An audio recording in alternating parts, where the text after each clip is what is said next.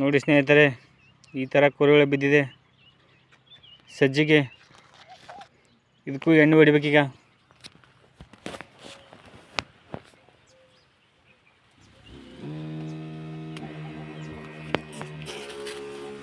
ನೋಡಿ, ಸಜ್ಜೆಗೆ ಎಣ್ಣೆ ಹೊಡಿಬೇಕು.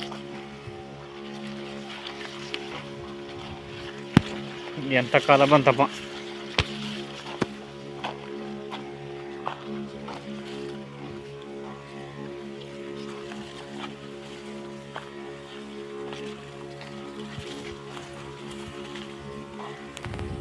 ನೋಡಿ, ಈ ಥರ ಕುರಿಗಳ ಬಿದ್ದಿದೆ. ಹೇಗೆ ಮಾಡ್ಬೇಕು ರೈತರು? ಬದುಕೋದು ಕಷ್ಟ.